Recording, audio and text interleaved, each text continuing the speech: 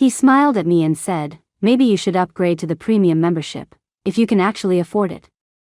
His tone was light, but it hit harder than a punch. A few people nearby looked up, smirked, then lowered their heads again. I stood there, my backpack still on my shoulder, my hand gripping that membership card. Scott looked at me like I'd accidentally walked into a private club that people like me didn't belong in. It wasn't the first time. He was always charming to those who dressed well, and dismissive to anyone ordinary. They called it dynamic pricing, a nice name for a dirty trick. I used to tell myself to just let it go, but that day, that sentence, made me realize some humiliations aren't accidents, they're tests to see how much you'll swallow. Things escalated faster than he could have imagined. When the news broke, he was surrounded by reporters, the flashlights freezing his face into stone. I watched from my couch as sweat slid down his temples and his mouth twitched while trying to explain. It was a misunderstanding. We never discriminated against anyone. But no one believed him. I just smiled faintly. He finally understood. Sometimes when the system glitches, it's because someone decided to rewrite it. And this time, that someone was me. I'd been going to that gym for over 2 years. The first time I walked in, they smiled and handed me a brochure, saying, "We welcome everyone." Back then, I had just started a new job, trying to get my life back in order. But I soon noticed there were layers here. Same membership card, yet some people got access to the sauna, while others didn't. Same personal training session, one person paid $60, another $100. When I asked why, they said, different membership tiers. But how were those tiers determined? No one could tell me. I once tried to fight back. One time, my scheduled training session got bumped because a new client wanted the same slot. At the front desk, a girl named Lena smiled sweetly and said, "That gentleman is a VIP member. You'll have to wait." My face burned. The man walked out of the locker room, muscles glistening, holding an energy drink. He raised an eyebrow at me. I said nothing and left.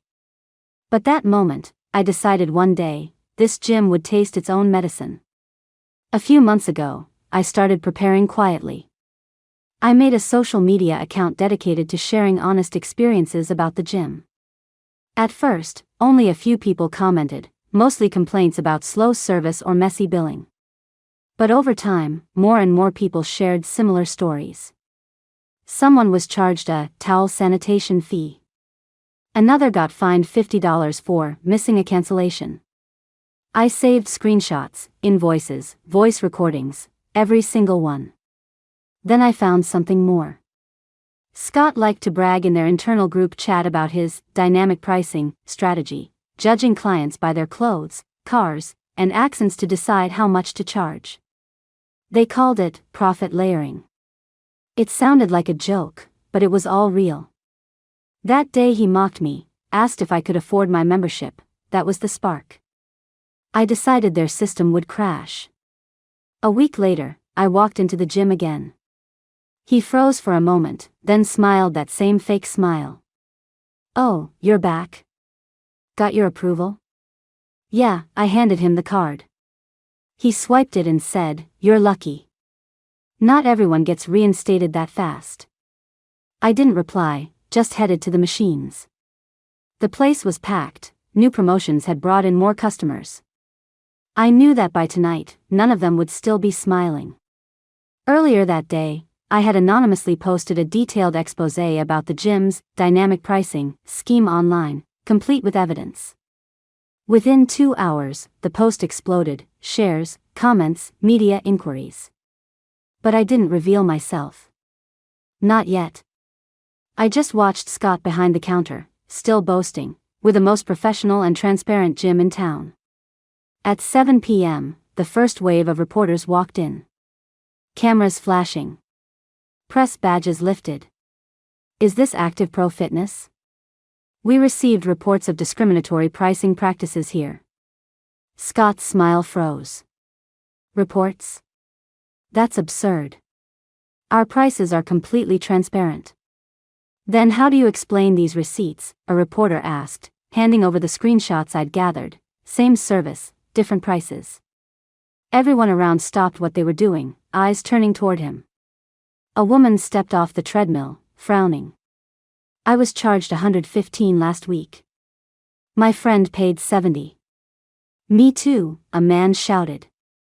Why do we pay more? Scott's voice began to shake. It must be a mistake, some kind of system error. The reporter pressed on. How exactly does your system decide who pays more? By their looks? The car they drive?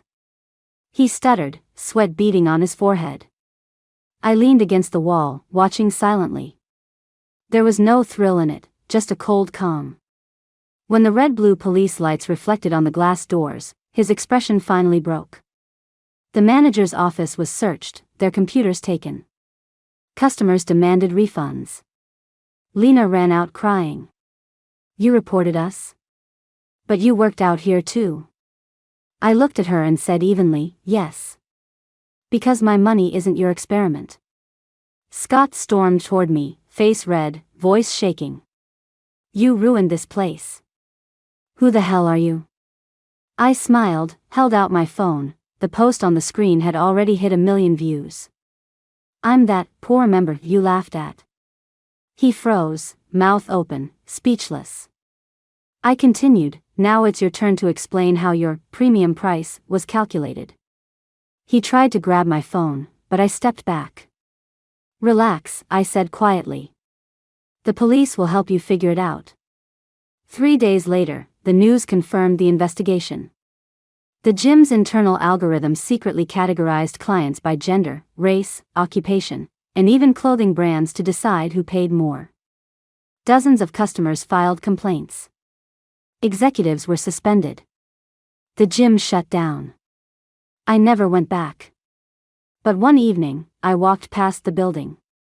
The lobby was empty, silent. The sign on the wall that once read, "Welcome every member," was half torn off. I smiled faintly. Justice doesn't always roar, it sometimes moves quietly, collecting evidence, setting traps, and waiting for the fall. I didn't look back as I left. Behind me, the sunset hit the glass facade, lighting up that golden sign one last time. Just like the reflection from his watch that day, in its final flash.